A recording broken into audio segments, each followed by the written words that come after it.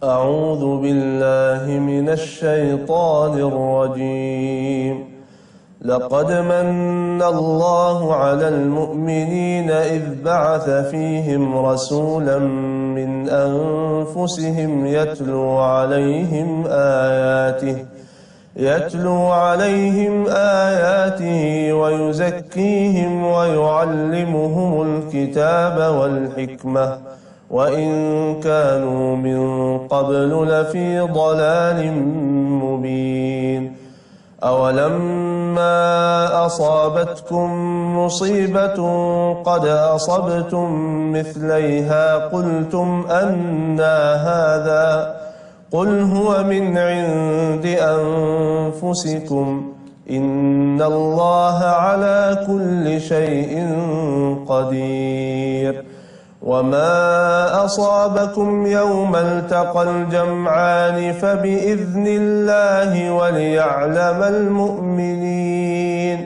وليعلم الذين نافقوا وقيل لهم تعالوا قاتلوا في سبيل الله أو ادفعوا قالوا لو نعلم قتالا لاتبعناكم هم للكفر يومئذ أقرب منهم للإيمان يقولون بأفواههم ما ليس في قلوبهم والله أعلم بما يكتمون الذين قالوا لإخوانهم وقعدوا لو أطاعونا ما قتلوا قل فادرءوا عن أنفسكم الموت إن كنتم صادقين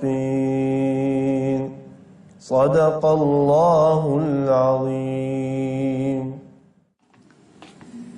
Bismillahirrahmanirrahim. Assalamualaikum warahmatullahi wabarakatuh. Pemirsa yang dirahmati Allah, langsung ya kita bahas yang terusan dari yang kemarin. Ini dia. Pengen punya duit 3 triliun. Allah nanya buat apa itu duit 3 triliun? Kita bilang buat 1000 pondok. Bagaimana caranya menurut kamu? So, untuk bisa punya 1000 pondok itu, saya bilang saya punya 3 triliun. Bagaimana caranya supaya kamu bisa punya 3 triliun untuk mendukung ya punya 3 triliun dan 1000 pondok? Lalu kita bilang coba deh pengen punya usaha 100 hotel. Udah gak muat. Oke. 3T. Buat apa? Buat 1000 pondok. Gimana caranya? Untuk bisa mendukung ini semua, punya 100 hotel. Kok 100 hotel? Ya supaya masing-masing kota tuh 10 rumah tahfiz atau 10 pondok kecil. Jadi dikali 10 kan 1000 tuh. Nah, gitu. Terus apa lagi? Restoran. Apalagi perusahaan. Nih macam-macam nih perusahaan nih. Saya mikirin yang tambang, sawit, emas, eksim, ekspor impor, travel. Pengen punya maskapai penerbangan. Oke. Yang mana semua? Ini juga ditanya lagi sama Allah. Terus kalau aku izinin 100 hotel, ya itu dia, ya Rob, keuntungannya buat ini nih, buat bikin 1000 pondok. Nggak nyangka loh saya, kalau kemudian ini semua dikabulkan oleh Allah, plus. Banyak yang saya tidak mohon, dikasih oleh Allah SWT. Gila ya, 3 triliun ini kan, bukan angka yang masuk akal itu untuk seorang anak manusia, namanya Yusuf Mansur. Karena pada saat saya bermimpi punya 3 triliun ini, utang saya masih 1 miliaran. Ampun. Tapi ya, saya udah bilang ya di episode kemarin itu loh. Nah, Yang penting ya punya mimpi. Mimpi itu kemudian ya merapat kepada Allah, mintalah ke Allah, lalu bergerak. Nanti masalah mewujudkannya, eksekusi ini ada sama Allah Subhanahu wa taala. Dengan cara-cara yang kita tidak pernah tahu, nyampe aja begitu. Ilmu keyakinan diri, ilmu kepositifan, the power of mind, the power of dream, bisa bikin kita nyampe, apalagi the power of Allah Subhanahu wa taala. Ini nyampe nih. Ya, 2006 nih. Lalu kemudian di 2008 saya koreksi menjadi 4 triliun. Nyampe lagi, koreksi lagi menjadi 10,7 triliun 2012 ini. Biarin yang lewat dulu, kita terusin nanti di segmen 2.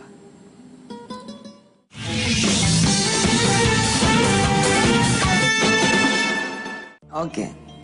Allah kan terus nanya nih ketika Allah bilang, Sof, kamu mau punya 100 hotel? Iya ya Rob.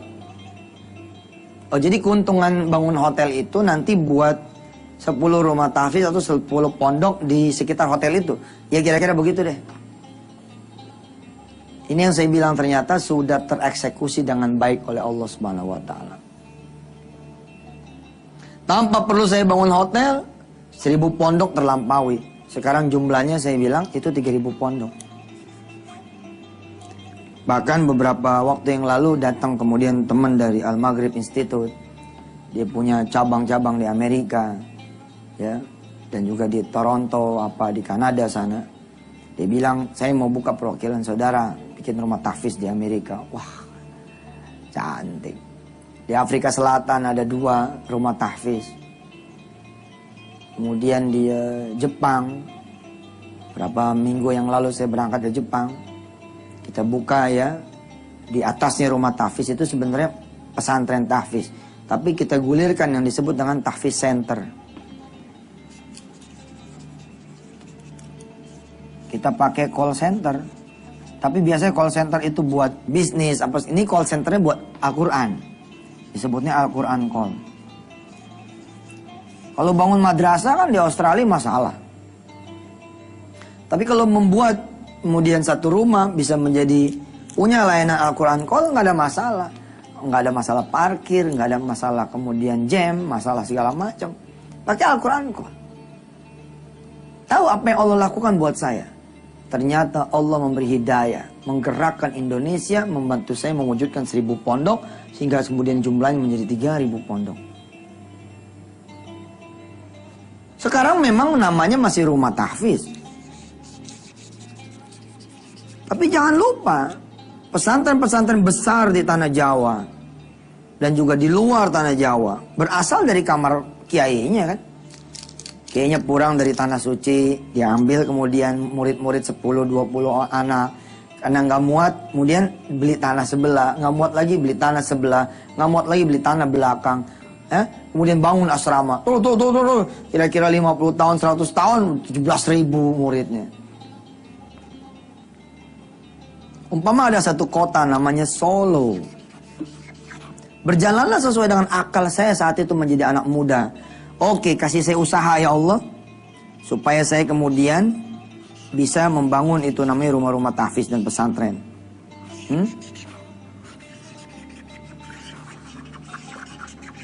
Rumah tahfiz. Lalu Allah yang maha tahu segala ketidakmampuan saya. Allah yang tahu segala kekurangan saya bilang, Sof, aku kasih duit kamu juga, kamu bakal puyeng itu ngelolanya. Bagaimana kalau aku gerakin saja yang punya hotel di Solo? Kan tujuan kamu kalau punya hotel, keuntungannya buat rumah tahfiz, toh? Kalau kamu punya perumahan, 100 perumahan, ya, 100 real estate atau 100 kemudian properti gitu, bisnis properti. Lalu untungnya buat aku, buat Allah, buat rumah tahfiz, betul? Betul ya Rob? Ya udah. Bagaimana kalau aku gerakan saja pengusaha properti agar untungnya bisa mau dia bikin rumah tahfiz? Bagaimana, Sof? Allah eksekusi. Allah eksekusi, cantik bener. Allah gerakan kemudian hamba Allah di Solo. Dia punya properti, tapi dia bangun rumah tahfiz. Lalu kemudian dia matur kepada saya dan kawan-kawan. Keuntungan perumahan kami, Ustaz, buat membiayai rumah tahfiz ini. Selesai. Selesai. Kalau dihitung-hitung, more than 3 triliun. Lebih daripada 3 triliun. Hitung aja coba. Bos, satu rumah itu memang sih ada yang harganya mungkin 100 juta ya. Tapi jangan lupa, kayak yang di Colomadu Solo, itu nggak dapat 100 juta. Pada tahun berapa ya? 2010 ya mungkinnya. Itu sudah dia sama tanah di luar tanah saya udah 600 juta. 2 tahun kemudian, ya, saya meresmikan masjid, pengembangan dari area ini. Masjid dengan kemudian satu kompleks sekolah. Yang tadinya rumah tahfiz berkembang menjadi sekolah tahfiz dan sekolah formal SD, SMP, SMA. Dengan total nilai proyek 5 miliar rupiah. Katakanlah average misalkan kita ambil yang paling kecil 100 juta. Kali 3.000 rumah tahfiz. Ini udah 300 miliar. Ini kan sama saja dengan Allah kasih saya punya duit 300 miliar. Lalu saya bangun tuh rumah-rumah tahfiz tuh. Saya beli rumah, saya sewa rumah, saya beli rumah, saya sewa. Nah ini Allah selesaikan. Allah bilang tangan kamu gak bakal sanggup. Tanganku saja. Keren. Maka ente tuh ya gak usah ragu ngangkat tangan nih. Ya Allah, saya pengen ibu saya pergi haji ke Baitullah. Udahlah, nanti urusan Allah itu yang mengeksekusi. Ente mah susah sih. Jadi orang susah minta kagak, deket kagak. Sama Allah paling malas minta. Padahal nggak mungkin Sat, dari mana sih judulnya? Ini belum bicara harian anak-anak loh. Mau tahu pemirsa jumlah anak-anak yang bebas makan, minum, pakaian? Konglomerat kayak apa sih saya? Bisa ngasih makan anak 300.000 orang loh. Gila gak? 300.000 orang gak main-mainin nih. Kadang-kadang kemarin waktu kapan tuh saya berangkat dari Solo ke Jogja. Tengah jalan sholat Isya.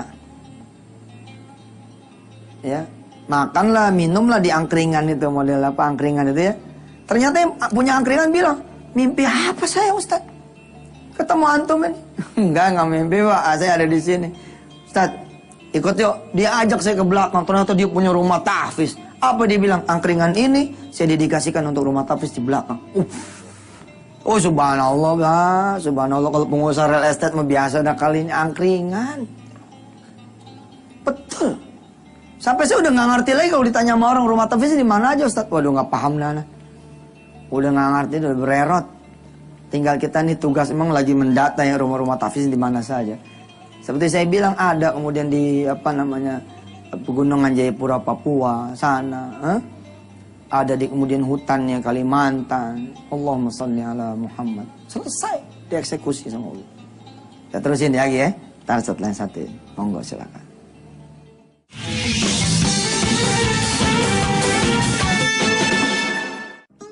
Dan hebatnya Allah pemirsa, hebatnya Allah. Allah pun tetap memberikan hotel ini untuk saya. Hebat kagak? Ciri-ciri yang punya hotel apa sih? Masuk kagak bayar, pergi nggak diminta kan? Dia bawa bini, dia bawa anak, mau milih kamar mana aja. Masuk kagak dimintain KTP, nggak dimintain DP, nggak dimintain bayaran. Keluar juga nggak ditagih-tagih. Saya seperti itu. Dan Allah memberitahu berapa?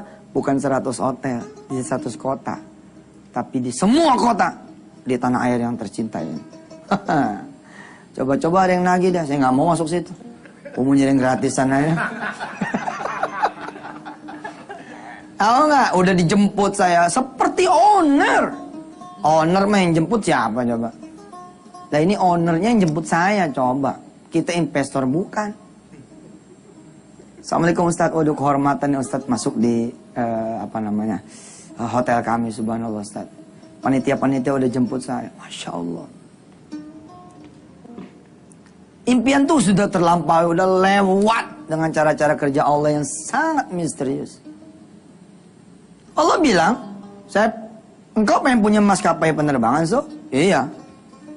Terus untungnya buat Allah nih, buat aku kata Allah. Iya. buat rumah tahfiz, buat pondok pesantren. Betul. Allah kawinin saya sama pemilik-pemilik perusahaan-perusahaan pesawat pribadi. Yang saya bilangin ingat, yang orang punya duit 24 triliun, aset dan duit 24 triliun. Insya Allah yang pada miskin jangan puyeng dengerinnya. Ya justru semangat gitu loh. Kalau cuma doa begini, ini namanya bukan doa kuantum. Ya Allah, bayarin kontrakan saya. Ada. Wah, udah jangan begitu lagi doanya. Kekecilan gitu loh. Hah? Ente datang ke 11 pintu yang lain, ada 12 deret nih pintu kontrakan. Ente datang satu-satu. Assalamualaikum mas. Waalaikumsalam. Mas bulan depan insya Allah bayaran kontrakan semua pintu ini saya yang bayar. Oh hebat banget loh ya. Padahal gue denger lu belum bayar 2 bulan. Jadi yang masih udah belajar kuantum doa mas. Makanya mumpung saya lagi melakukan kuantum doa, saya berdoa sama Allahnya begini mas. Ya Allah mudah-mudahan saya bisa bayarin kontrakan saya dan semua kontrakan yang lain. Dan berikanlah saya uang yang banyak ya Rabb. Supaya saya bisa membeli semua kontrakan ini, lalu membebaskan semua teman-teman saya yang lain. Oh iya, sehat ente. Sehat. Sehat mas, sehat. Iya gitu. Gua aminin doa lo. Makin banyak orang ngecilin ente, wah, makin banyak saksi yang mengatakan ente itu, ayah, insya Allah makin jadi ente. Makin jadi. Berdiri kemudian kita sebagai pemilik yang baru. Assalamualaikum, kita kumpulkan ente pada semua. Tahun 2012 saya pernah bicara kepada saudara bahwa saya akan menggratiskan. Alhamdulillah ini sertifikatnya sudah selesai di balik nama. Ini semua sah sudah menjadi milik saya. Sesuai dengan janji saya bahwa semua akan saya gratiskan. Tapi saya minta satu permintaan. Ini menjadi rumah kontrakan tahfiz. Bayarlah saya dengan saudara-saudara menghafal Quran setiap hari 1 ayat. Saudara, istri saudara dan anak-anak saudara. Yang tidak suka, tidak setuju, silakan keluar. Karena saya tidak butuh uang saudara, saya butuh amal soleh saudara. Pasti akan terjadi. Kapan iman tahu? Ente mimpi aja dulu. Mimpi, minta, bergerak. Bergerak terus aja. Sebut aja gitu. Nah, pakai motor. Hah? Isi pom bensin. Isi pom bensin, tapi isi bensin. Ada nama di sininya, Gojali. Terus kita bilang sama Gojali, kenal sama saya nggak? Siapa ya pak? Saya Yusuf. Enggak pak, nggak kenal. Nanti mesti kenal mana? Karena ini pemilik apa namanya pom bensin ini. Masa sih pak? Nggak ada tampang banget. Ente mana sama motornya? 95. Sekarang udah 2012. Enggak sekarang. 2 tahun lagi. Oh makin nggak percaya sih pak. Ya udah nggak apa-apa, pokoknya 2 liter dah tuh. Ya, yang punya pom bensin 2 liter. Jangan ngeledek loh. Aneh kan mintanya sama Allah nih. Berantem di berdua. Bos, percaya. Ente tuh ya makin share mimpi ente sama orang lain. Lalu orang yang makin ngomongin ente. Asal ente tidak berhenti di share mimpi. Tapi ente bergerak, berdoa, bergerak. Saya nggak kebayang tuh kalau semua orang di Indonesia bermimpi punya presiden dan pemerintahannya dari mulai atas sampai bawah. Mimpi doang. Kita kan sekarang udah nggak bisa bermimpi. Gue mah udah nggak percaya. Ya sudah itu yang terjadi. Gue mah nggak percaya ada pemimpin yang bersih. Gue mah nggak percaya ada pemerintahan yang bersih. Gue mah nggak percaya lah sama anggota dewan. Ya udah, karena semua hampir mungkin lebih dari 50% penduduk Indonesia kayak gitu, maka Allah akan mengabulkan itu. Jangan dong, percayalah. Someday somehow, insya Allah, dream comes true. Akan ada Presiden Republik Indonesia yang dicintai betul sama semua kawan dan lawan. Akan ada menteri-menteri, masya Allah. Akan ada gubernur-gubernur, polisi-polisi, jaksa-jaksa, hakim-hakim, pengusaha-pengusaha yang soleh, insya Allah. Insya Allah. Kita masih akan terus nih cerita ya. Ya, seperti omongan saya kemarin. Kalau doa tuh begini. Karena udah tahu cara kerja Allah, jangan doa cuman, ya Allah saya pengen deh punya mobil. Enggak, kasih tahu Allah yang ada BPKB-nya, yang punya sendiri. Nah itu. Yang nomornya ada, saya juga begitu. Saya pengen juga punya 3 triliun, 4 triliun cash. Terbukti nggak? Insya Allah, bayangannya udah ada. Insya Allah ada dikit lagi. Oh, saya koreksi kok jadi 10,7 triliun. Insya Allah ya. Selamat puyeng. Besok kita terusin lagi. Mudah-mudahan Allah jabah semua kesulitan saudara. Hilang kesusahan saudara kemudian diangkat. Al-Fatihah. A'udzubillahi minasyaitonirrajim. Bismillahirrahmanirrahim. Alhamdulillahirabbil alamin. Ar-Rahmanir-Rahim. Maliki yaumiddin. Iyyaka na'budu wa iyyaka nasta'in. Ihdinas siratal mustaqim. Siratal ladzina an'amta 'alaihim ghairil maghdubi 'alaihim waladdallin. Rabbighfir lana wa lana. Amin. Makasih banyak saudara. Mudah-mudahan Allah meng-up semangat saudara, meng-up keyakinan saudara, dan juga menggerakkan saudara untuk menuju pada apa yang saudara impikan, yang saudara inginkan, dan saudara yakini. Sampai ketemu lagi. Wassalamualaikum warahmatullahi wabarakatuh.